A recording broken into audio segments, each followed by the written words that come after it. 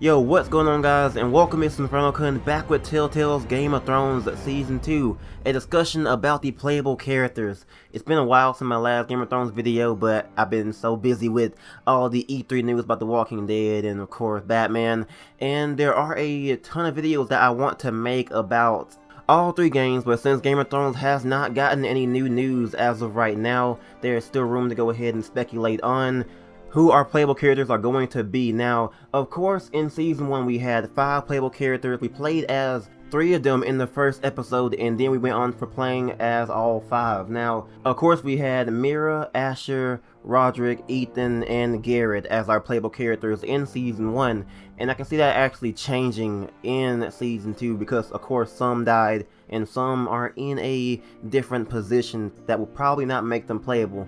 And I'm really wondering, where are they going with Season 2 and the playable characters? Game of Thrones is always about different perspectives, and 5 was definitely a lot to do for a Telltale game, but it made it actually work out quite a lot. So I'm wondering if they're going to go with keeping the same formula with 5 playable characters, or maybe even go with less playable characters, but we'll see what they want to do with that. I mean, we ended off with at least 3 playable characters because of Asher/Roderick being alive, Garrett definitely gonna be one, and of course Mira, she's determinate, so I'm not really sure what they're gonna do with that. So basically we have Asher or Roderick, then we have Garrett, and of course Mira Forrester, who are potential playable characters. Now Asher and Roderick are, I would say, pretty much guaranteed playable in my opinion, because I mean, they've been playable in Season 1, why not make them playable in Season 2?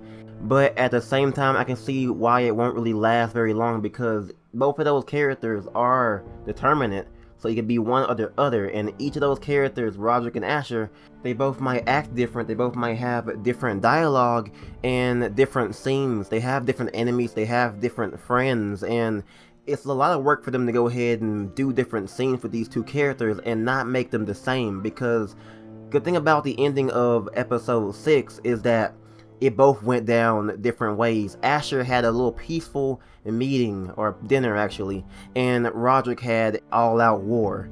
But it all ended the same with, all-out war, but the scene that led up to the whole battle for Ironrath was different, so having that carry on for an entire season because they're both different characters would be pretty challenging, but would be pretty awesome, and I would love to see Telltale carry out with having either, Asher or Roderick in Season 2, and maybe even have the season be different depending on who you chose to be alive. Now, that would be very challenging for Telltale, and I'm not even sure if they'll go ahead and, do that at all, but it would be very rewarding to have that in Season 2. So who knows if they're going to be playable or not, but let's move on to Garrett. Yeah, he's pretty much guaranteed to be playable. I mean, he's still alive, he's perfectly fine, and he has a goal to do, either stay in the North Grove or maybe even go down to Ironrath. Now, it's safe to assume that his story pretty much isn't over, or maybe is it, depending on what you chose.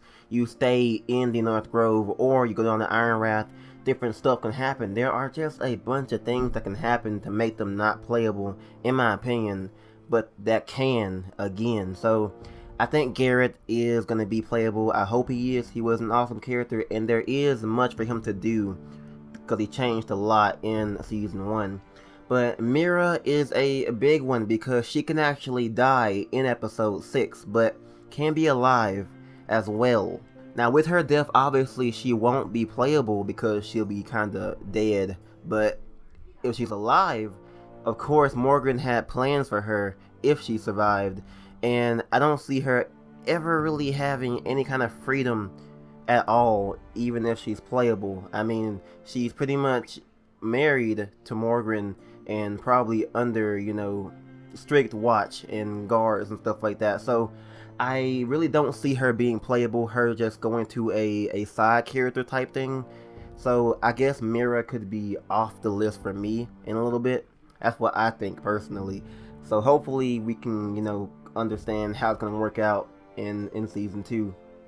But let's go ahead and move on to 2 characters that I think could possibly be playable.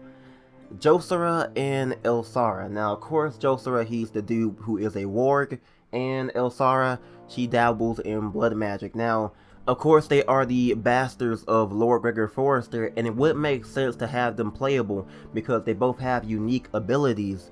And, you know, why not? I mean, that'd be pretty cool to play as a warg or play as somebody who uses blood magic. Now, the problem is that they are with Garrett, and from what I saw in Tales from the Borderlands, or even, you know, Season 1 of Game of Thrones, it seems like they don't really like to have playable characters next to each other for long. So, for Josara or Elsara to be playable, they have to get separated from Garrett, or Garrett has to die. So, I would love to play as Josara, honestly, because a warg, that'd be pretty cool to control the snow bear. That would be pretty cool. Maybe even do some stuff with Elsara, use some blood magic. That would be pretty cool as well. Now, whether or not they actually go ahead and have them playable is up to them, but it would be really cool to play as a warg. I'm telling you, that'd be pretty awesome. Or maybe even just blood magic user would be pretty awesome. But let's go ahead and move on to the next candidate for playable characters we have is Ryan Forrester, who is the youngest member of House Forrester. Now, personally, I don't want him playable because, you know, playing as a kid that young isn't gonna be very fun because he is very limited. Now, of course, Clementine in Walking Dead, I mean, she wasn't that young.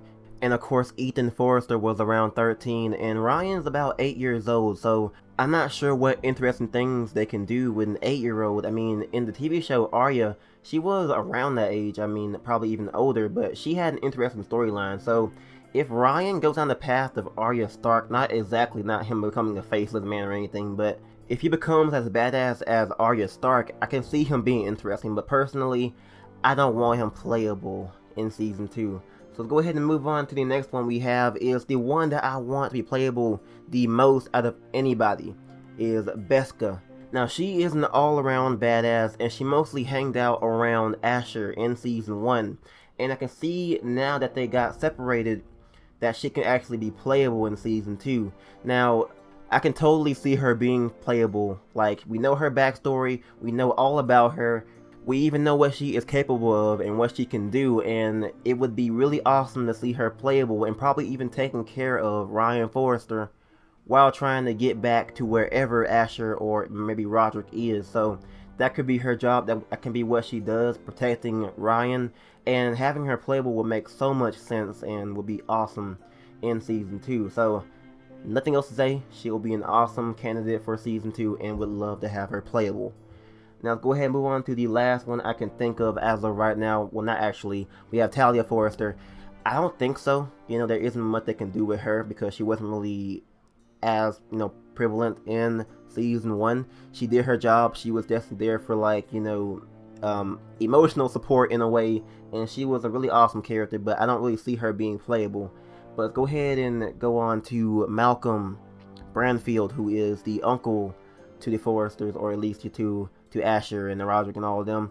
But he has moved on in Essos to advise Daenerys Targaryen, and she wanted him to stay there, so it would make sense for him to be playable in Season 2 because he's in Essos doing a job for Daenerys Targaryen, and he's pretty much the hope for House Forrester and House Targaryen to be in allegiance. And once Daenerys, if she takes the Iron Throne, they will have the biggest backing in the Seven Kingdoms.